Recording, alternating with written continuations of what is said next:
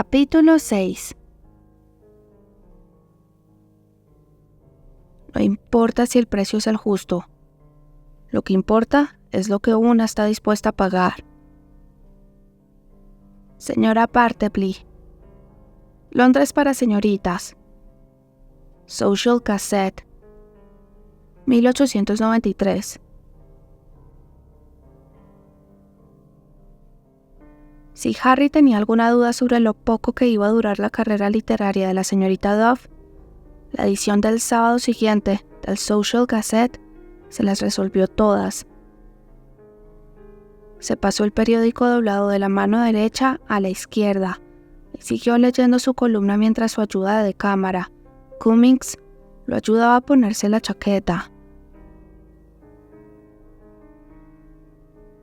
Satisfecha su curiosidad con tan solo 2 párrafos, dejó el ejemplar sobre la bandeja de plata que sujetaba el mayordomo.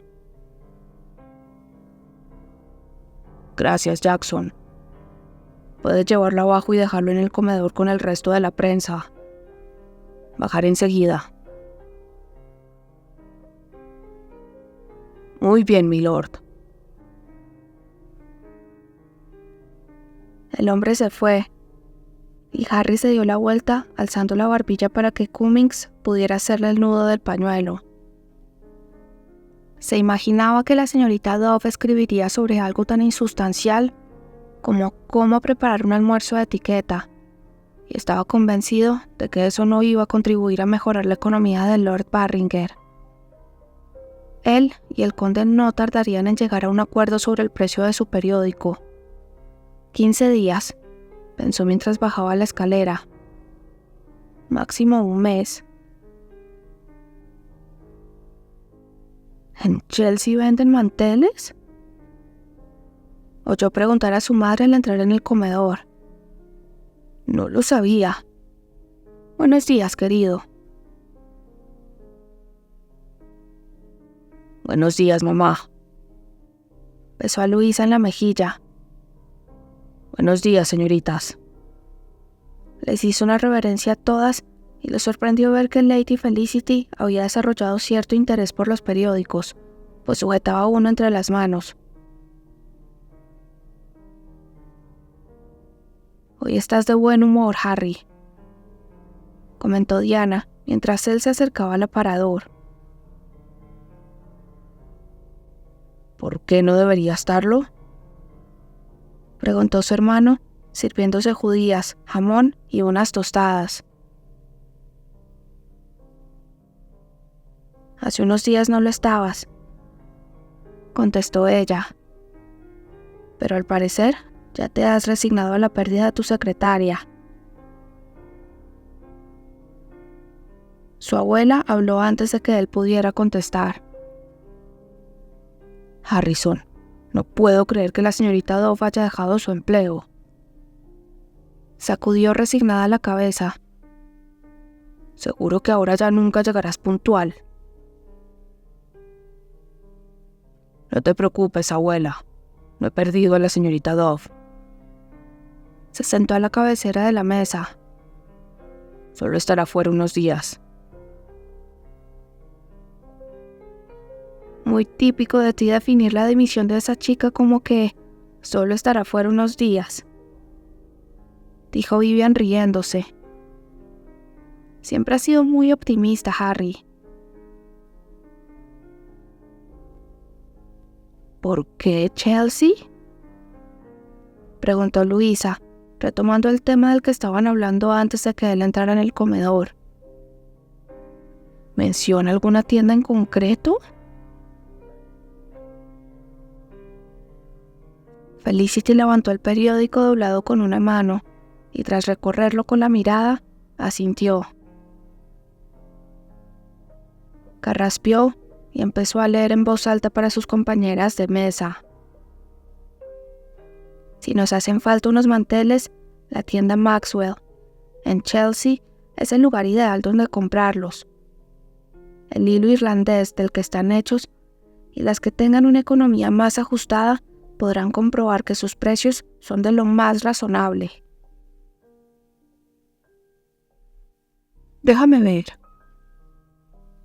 Luisa se colocó las gafas de montura dorada en la punta de la nariz y cogió el periódico que Felicity le ofrecía.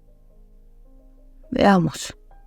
Dice que para decorar una mesa para un almuerzo, tan apropiados son los manteles de lino blanco como los rosados. Harry dejó de comer. ¿Están leyendo el Social Gazette? Sí, querido, respondió su madre sin mirarlo. Una columna de una mujer llamada Bartleby. Felicity quería ver qué era lo que tanto te había llamado la atención como para que le pidieras a Jackson que te lo subiera esta mañana. Pero jamás habría creído que te interesases por cómo organizar un almuerzo o saber de dónde comprar manteles. También recomienda poner centros de orquídeas, pues quedan preciosos y no huelen. Claro. ¿Y doblar las tarjetas en forma de flamencos de papel rosa? ¡Qué idea tan original! Original no era la palabra que Harry hubiera utilizado. Absurda, más bien. Dice que eso se llama origami, continuó su madre. Una tradición de Japón. El origami, citó Luisa, es el arte de doblar el papel hasta conseguir imitar las formas de animales y flores, y ofrece a un anfitrión infinitas posibilidades de decoración para cualquier fiesta. Al finalizar el evento, la dama en cuestión puede obsequiar a los invitados con las figurillas de papel. Es una idea excelente, comentó Vivian, y muy ingeniosa.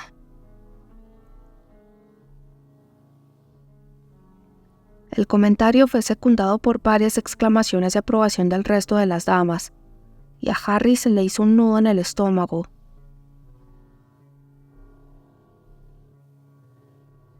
¿No lo dirás en serio?, preguntó.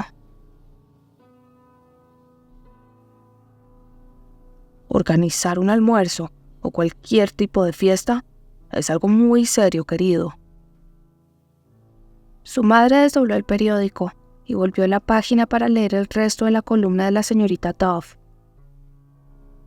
Una fiesta bien organizada puede convertir al anfitrión en la estrella de la temporada. Dudo que unos flamencos de papel puedan hacer nada para mejorar el estatus social de nadie, dijo Harry. Oh, se equivoca. Cosas como esas son muy importantes, Lord Marlowe, lo informó Lady Felicity. Dado que mi padre es viudo, me corresponde a mí hacer de anfitriona, y puedo asegurarle que organizar una fiesta requiere mucho tiempo y esfuerzo. Estoy segura de que Melanie, que está en mis mismas circunstancias, estará de acuerdo conmigo. Las sugerencias de esta señora Bartleby pueden sernos de lo más útiles para que nuestras fiestas sean todo un éxito.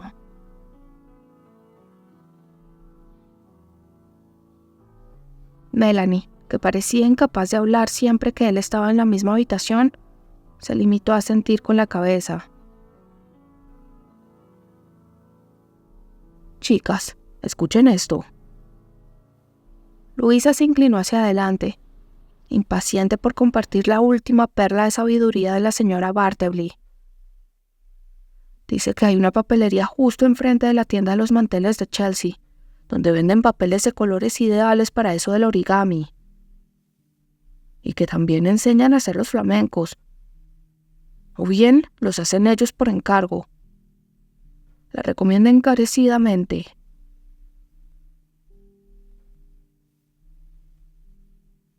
¿De verdad? Antonia bebió un poco de té. ¿Y quién es esta señora Bartleby para que su recomendación signifique tanto?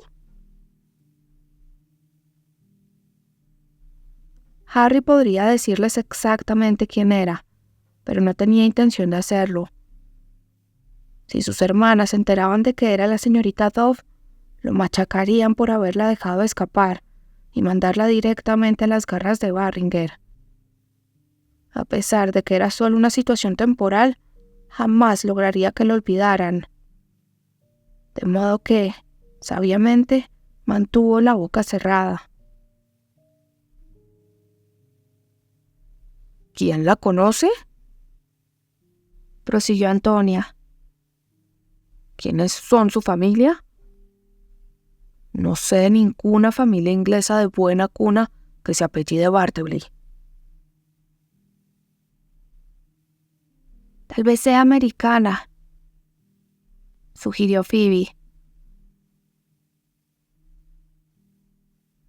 Oh, americana, repitió Antonia, subrayando la palabra con desdén y dejando muy claro lo que pensaba, tanto de los oriundos de ese país como de la ficticia señora Bartleby. Es imposible que sea americana, dijo Vivian, señalando al periódico con una tostada. Si lo fuera, no sabría cuáles son las mejores tiendas de Londres para comprar manteles y objetos de papelería. ¿A qué no? Sea quien sea, una cosa está clara, intervino Diana. Hoy mismo nos vamos de excursión a Chelsea. ¿Vas a ir a Chelsea?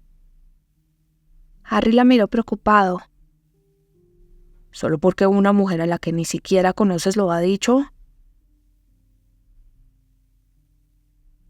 No, respondió Diana al instante. Iremos a Chelsea para comprar manteles. Y para aprender a hacer flamencos de papel, añadió Lady Florence con una sonrisa. Miró a Harry. ¿Nos acompañará Lord Marlowe? Antes preferiría saltar por un precipicio. Lo siento, Lady Florence. Se disculpó él como si lo lamentara. Pero no puedo. Tengo asuntos importantes de los que ocuparme. Y dicho eso, se levantó, cogió los periódicos y la correspondencia, y tras hacer una inclinación, se despidió. Pero todas ellas estaban tan entusiasmadas, hablando sobre flamencos de papel rosa, organizando su partida a Chelsea y elucubrando sobre la identidad de la señora Bartleby, que ni siquiera se dieron cuenta de que se había ido.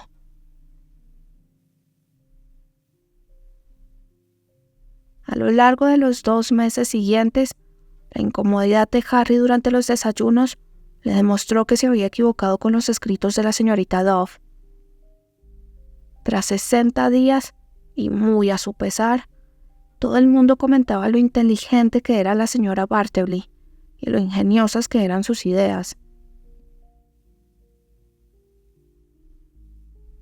Él siempre había sabido que la señorita Dove era una mujer inteligente, pero se le había escapado hasta qué punto.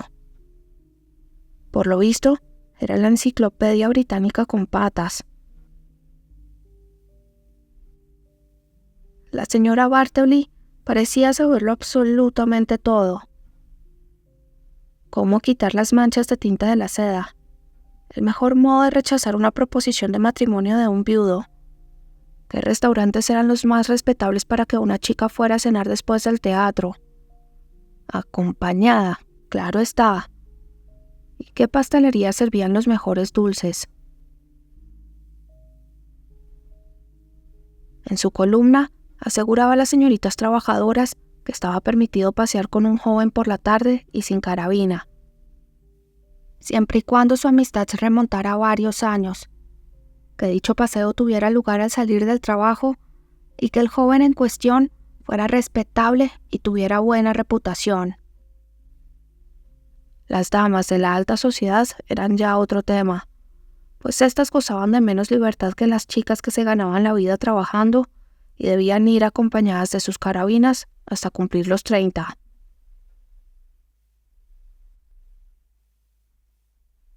La señora Bartleby no se olvidaba tampoco del sexo masculino en su columna semanal. Sabía desde dónde comprar las botas de caballero más cómodas hasta qué estanco tenía el mejor surtido de habanos. Habanos que habría que fumar en el exterior, por supuesto. Era una acérrima defensora de los cuellos de camisa bien planchados y de los gemelos, que recomendaba a todos los chicos trabajadores, y en cambio aborrecía las viseras y los manguitos, y los desaconsejaba, incluso para el trabajo de contable.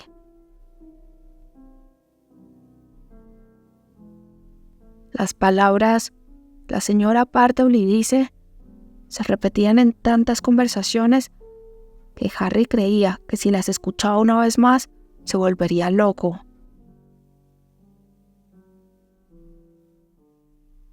A este imprevisto y más bien nauseabundo éxito, Harry tenía que añadirle que aún no había encontrado sustituto para la señorita Dove.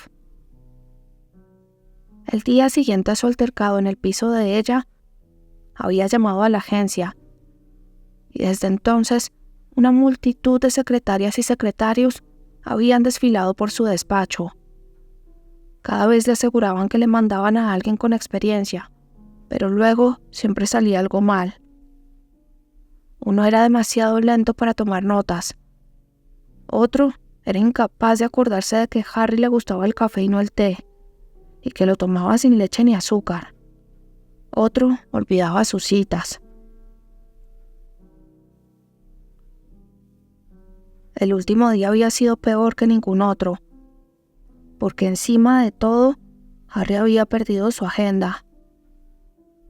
Si la señorita Dove hubiera estado allí, eso no habría supuesto ningún problema, ya que ella siempre sabía dónde tenía que estar y a qué hora. Pero sus sucesores habían demostrado ser todos unos incompetentes.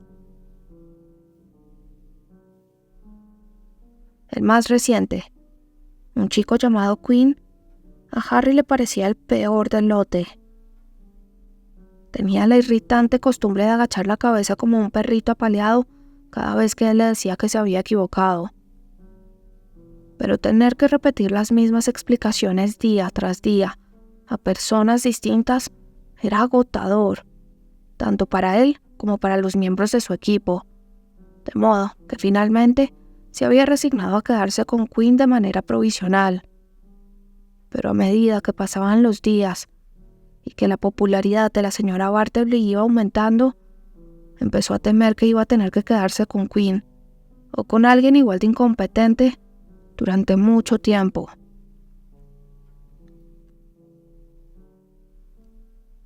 Y como si no fuera bastante con eso, las féminas de su familia volvieron encantadas de su expedición a Chelsea, y desde entonces seguían a pies juntillas los consejos que la señora Bartleby daba desde su columna semanal, que ellas leían en voz alta todos los sábados por la mañana.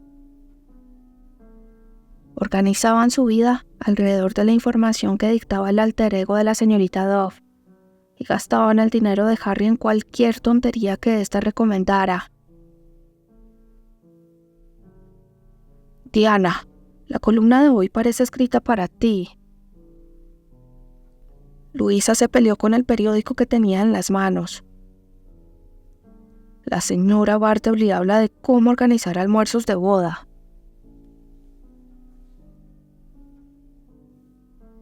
La noticia fue recibida con entusiasmadas exclamaciones por parte de todas las comensales. Harry, que se estaba planteando prohibir leer periódicos durante el desayuno, con la excusa de que era de mala educación, se quedó mirando el plato de huevos con bacon y se preguntó si en el club servirían desayunos. Este año se llevó a tanto organizar convites con los comensales sentados como con buffet libre. Leyó su madre. Claro que cada acto requiere de un menú distinto. Veamos. Si los invitados no están sentados, no se puede servir entrantes calientes. Es evidente. canapés de cangrejo y patés pueden ser una buena opción. Y sopa fría de tomate servida en una taza. Así los invitados pueden beberla sin cuchara mientras pasean por la fiesta, charlando unos con otros. ¡Qué gran idea! ¡Y qué inteligente! Harry no pudo evitar poner los ojos en blanco, aunque ninguna de ellas se dio cuenta. Además de los habituales fiambres, prosiguió su madre, una ensalada siempre es bienvenida. De pollo, por ejemplo, con almendras y mayonesa es deliciosa y se puede servir encima de pequeños croissants o pequeños sándwiches. La sugerencia recibió aplausos y cumplidos, a pesar de que Harry seguía sin entender qué les resultaba tan fascinante. Jackson se le acercó con la correspondencia y él apartó el plato para poder clasificarla, deteniéndose de golpe al ver un sobre con el escudo de Lord Barringer. Lo abrió y la información que contenía lo dejó tan atónito que tuvo que leerla 2 veces para asegurarse de que no estaba soñando. El Social Gazette había duplicado su tirada en el último par de meses, le decía Barringer con orgullo. Y como resultado, los ingresos por publicidad habían aumentado también considerablemente. Así pues, el conde había decidido subir el precio de venta del periódico hasta 150,000 libras. Barringer necesitaba el dinero con premura, pensó Harry, lo que debería obligarlo a bajar el precio. Pero no, se lo estaba subiendo.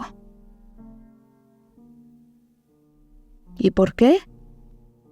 Pues por culpa de animalitos de papel y de sopa servida en tazas.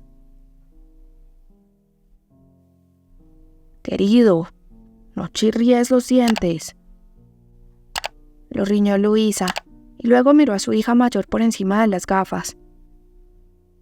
Diana, el menú que propone la señora Parteville es excelente, ¿no te parece?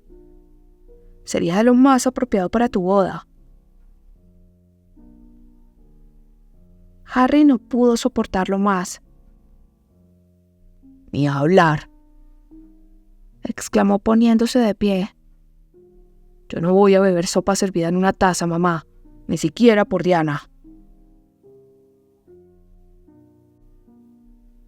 Una vez clara su opinión, tiró la servilleta junto al plato, se guardó la carta de Barringer en el bolsillo y salió de allí, dejando a 9 mujeres con la boca abierta.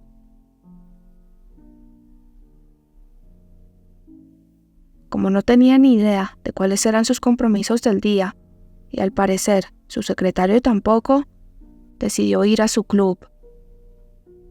Aquel lugar sagrado, el último bastión donde podían refugiarse los hombres a los que no les importaban los menús de boda, ni si se podía pasear o no con una muchacha en plena tarde. Al llegar a Brooks, vio enseguida a 2 conocidos, sentados en una mesa en la esquina. Cruzó la estancia para acercarse a ellos.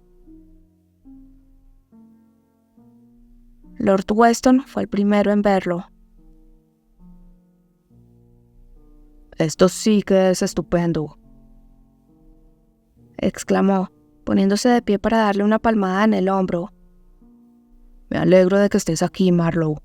Estamos teniendo una discusión y has llegado justo a tiempo para aclarar las cosas». «Ah, ¿sí?» Harry saludó al otro hombre, Sir Philip Knighton, y apartó una silla para sentarse. ¿De qué están discutiendo esta vez?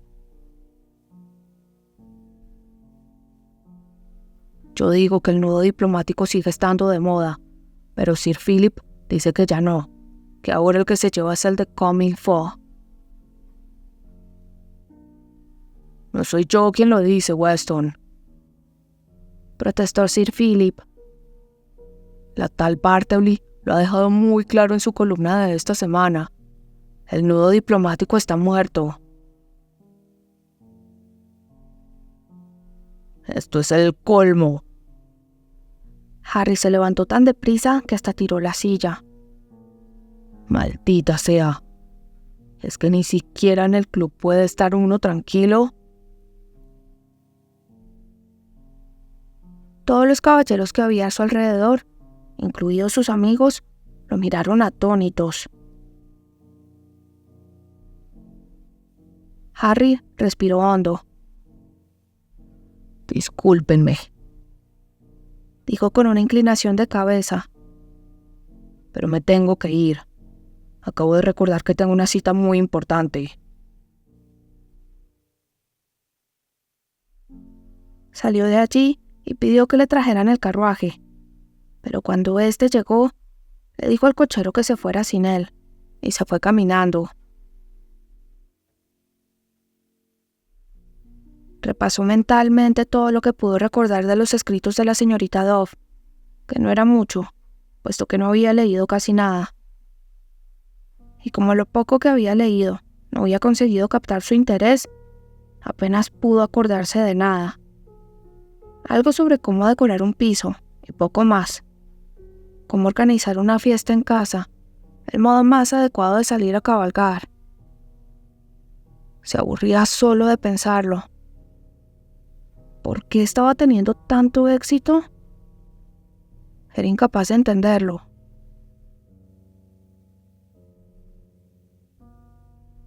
Y ese era precisamente el problema, porque a pesar de que a él no le interesaba lo que la señorita Dove escribía, era evidente que a otra gente sí. En apenas 2 meses, el personaje de la señora Bartleby había causado sensación. ¿Cómo era posible que se hubiera equivocado tanto con los gustos de los lectores? Recordar la acusación de su ex secretaria fue como recibir una bofetada. Es usted demasiado estrecho de miras.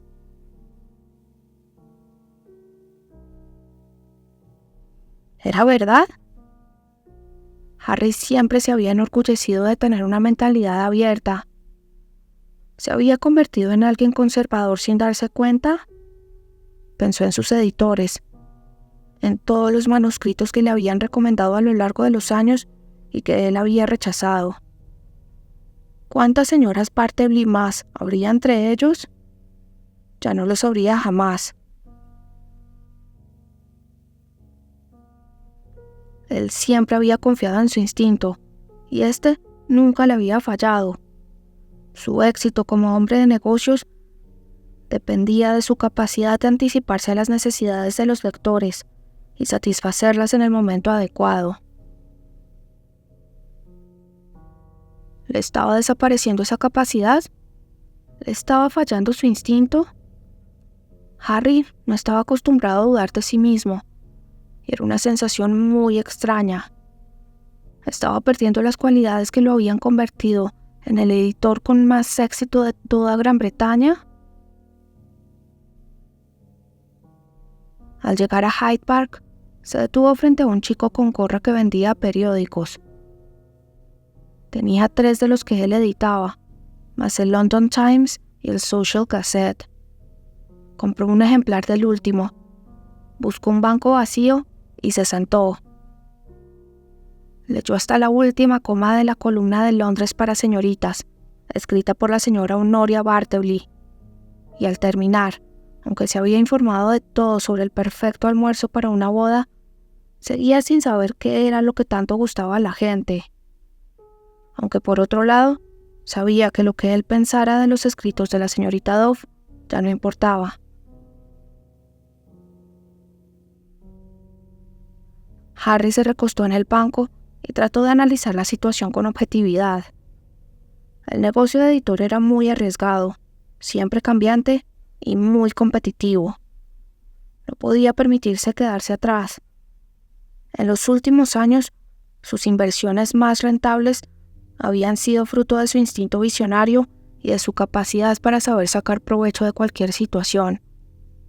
Tal vez había llegado el momento de hacer lo mismo con el asunto de la señorita Dove. Se le ocurrió una idea y sintió cómo el optimismo renacía en su interior. Una hora más tarde, se levantó sabiendo exactamente lo que tenía que hacer. Iría a ver a Barringer y aceptaría las condiciones de la venta. E iba a hacerlo ya. Tal como estaban las cosas, si seguía perdiendo el tiempo, el éxito de la señora Bartleby le costaría otras 50,000 libras.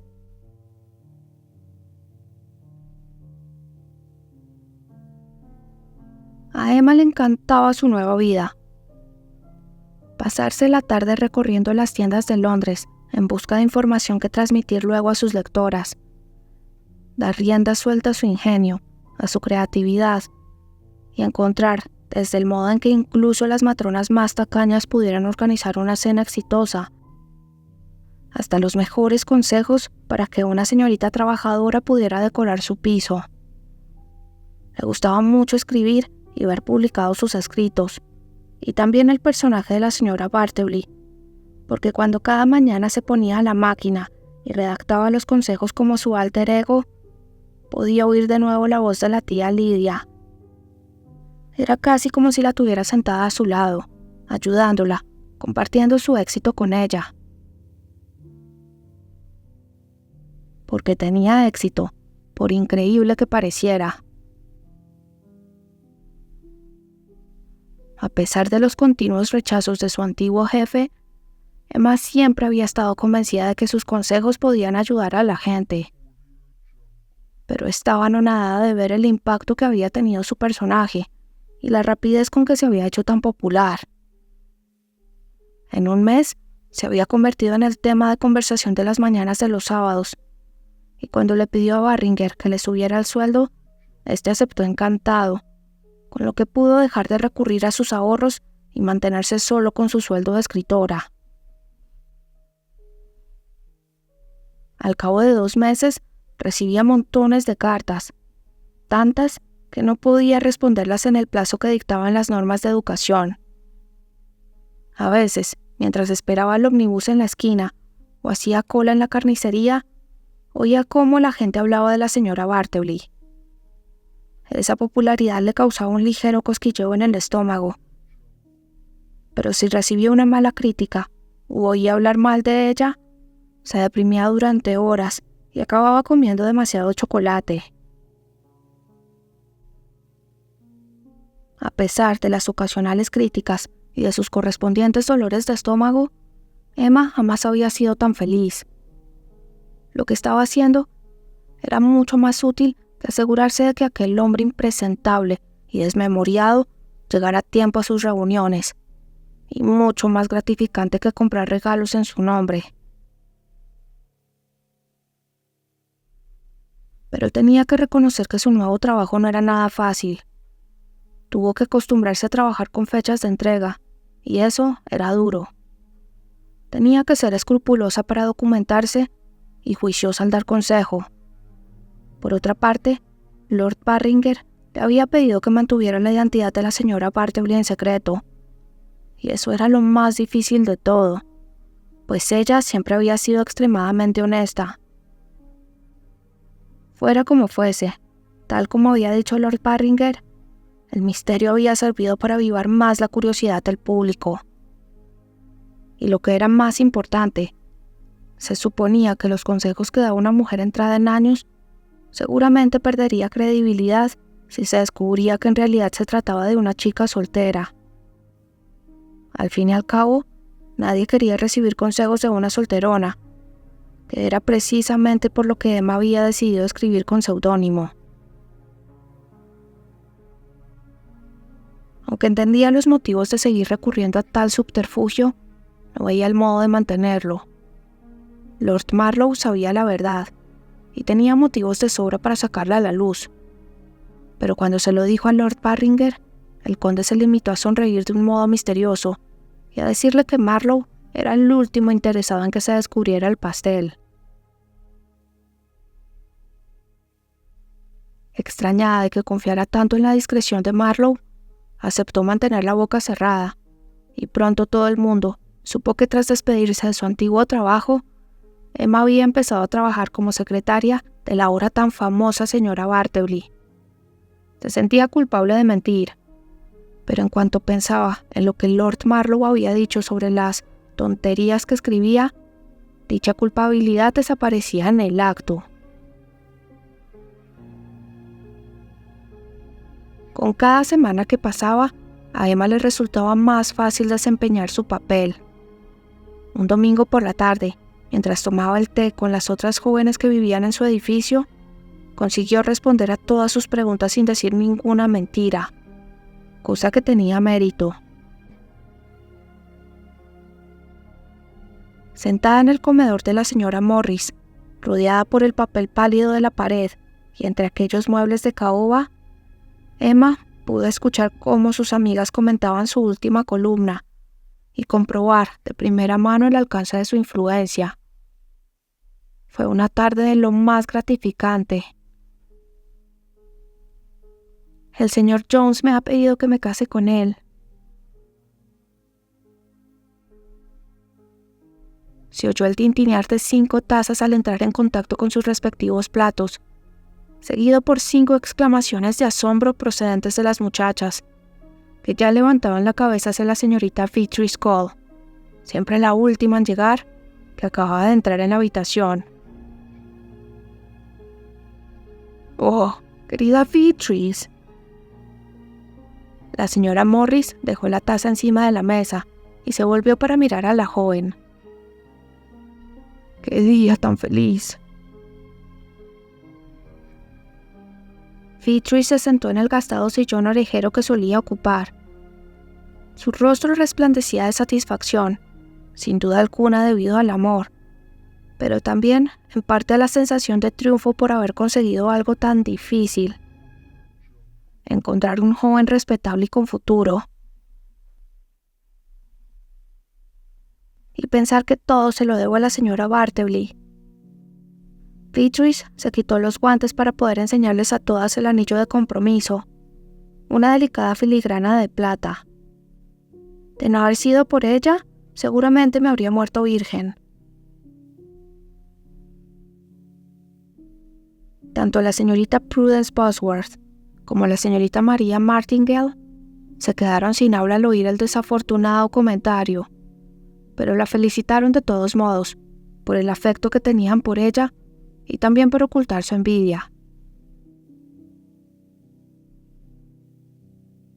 La señora Morris y la señora Inkberry dejaron a un lado sus respectivas tazas de té y elogiaron el anillo sin resquemor. A diferencia de sus compañeras aún solteras, ellas no tenían que temer por su futuro.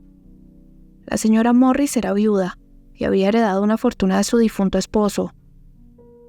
El marido de la señora Inkberry era el propietario de una próspera librería en la calle Fleet, y aunque el matrimonio vivía en el pequeño apartamento que tenían encima del establecimiento, su hogar era confortable, la tienda iba bien y había conseguido educar a 4 hijas. Por su parte, Emma, a pesar de que a sus 30 años ya había superado la edad de tener novios y se había resignado a no casarse, no era inmune al monstruo de ojos verdes. Pero la envidia que sintió al saber que Beatrice se casaba no era comparable a la satisfacción que le inundó al enterarse del papel tan importante que había desempeñado en la felicidad de su amiga. «Beatrice, tienes que contárnoslo todo», le pidió la señora Inkberry, bebiendo un poco de té. «¿Por qué dices que tu compromiso es mérito de la señora Bartleby?» «Claro, usted estaba en Yorkshire, así que no sabe todo lo sucedido». La joven aceptó una taza de té de la anfitriona y se sirvió un pedazo de pastel. «¿Habrá oído hablar de la señora Bartleby?» La mujer asintió. «Por supuesto. Leo su columna siempre que puedo, aunque en Yorkshire es difícil conseguir el Social Gazette». «Pues bien», continuó Beatrice, «el señor Jones llevaba meses pidiéndome permiso para recorrer conmigo el camino de vuelta al salir de la tienda, pero la señora Morris me decía que siendo los 2 solteros no sería apropiado, así que yo siempre lo rechazaba». Hiciste bien, Abigail querida, en recomendarle que fuera cauta, le dijo la señora Ingberry a su amiga. Una mujer sin familia nunca es lo bastante precavida en lo que se refiere a los hombres. Tiene que proteger con esmero su reputación. Así es, Josephine, respondió la señora Morris. Pero estaba equivocada. La señora Partley escribió en su columna que es perfectamente aceptable que una chica como Beatrice vaya por la calle con un joven. ¿En serio? El asombro de la señora Ingberry era evidente. Miró a las otras mujeres de la sala y las 5 asintieron al unísono.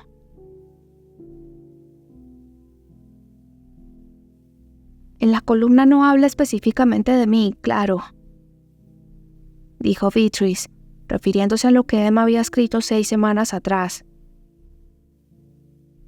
Así que ya lo ve, todo salió bien. Hace ya 4 años que conozco al señor Jones. Nos vemos a diario. Yo cierro la tienda de la señorita Wilson a las 6, y él siempre sale del despacho de abogados a la misma hora, y ambos nos hemos pasado años recorriendo las mismas calles sin decirnos nada.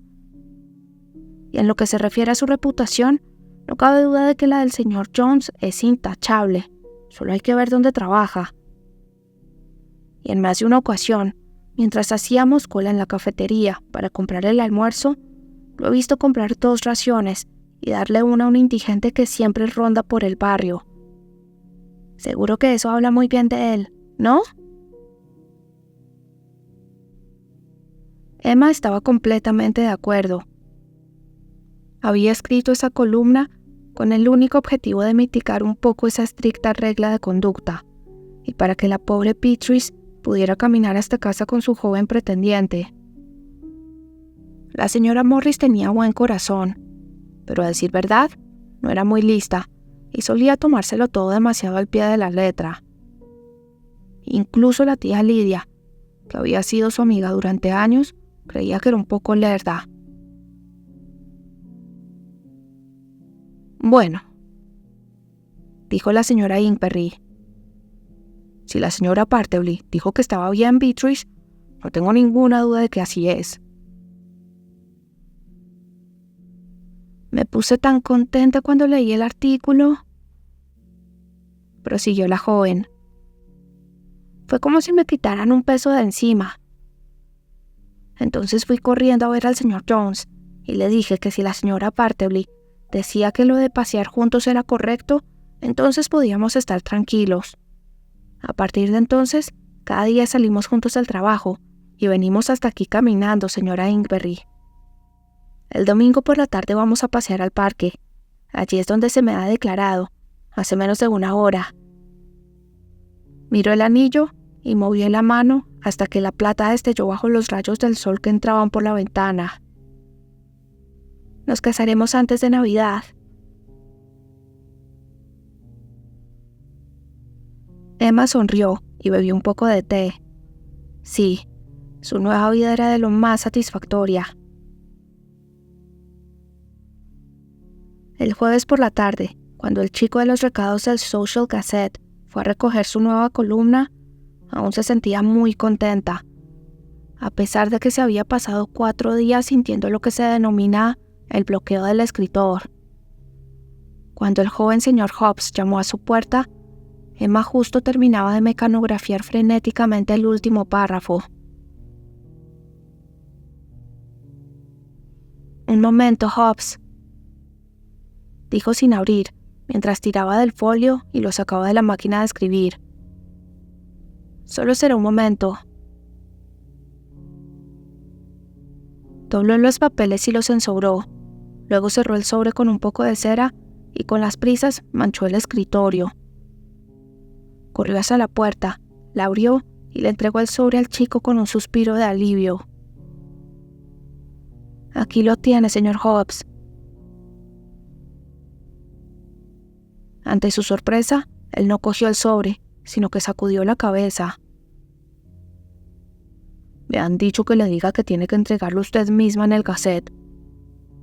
Solo he venido a buscarla. Pero...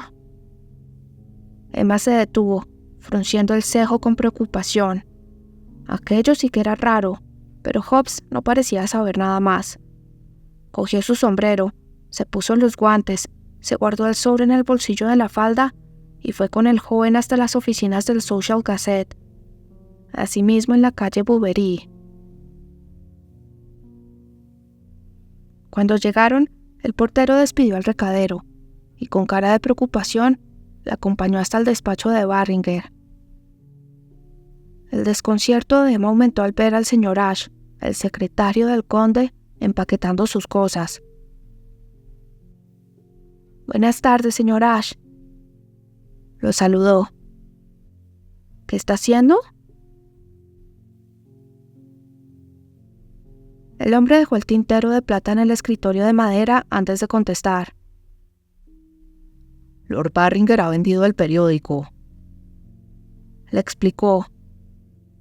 Me han ofrecido el puesto de secretario del nuevo propietario, pero llevo tantos años con Lord Barringer que he preferido seguir con él. Así que, como puede ver, estoy recogiendo mis cosas.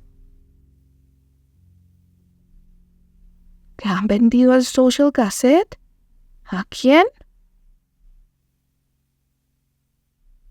A mí, señorita Dove. La voz que oyó a su espalda era tremendamente familiar. Cerró los ojos durante un instante, rezando para estar equivocada, pero cuando los abrió y se dio la vuelta, vio que no. En la puerta, con un hombro apoyado en el dintel y los brazos cruzados sobre el pecho, estaba su antiguo jefe. Emma se quedó mirando al Lord Marlowe y se le hizo un nudo en el estómago al ver cómo su nueva y maravillosa vida se convertía en polvo.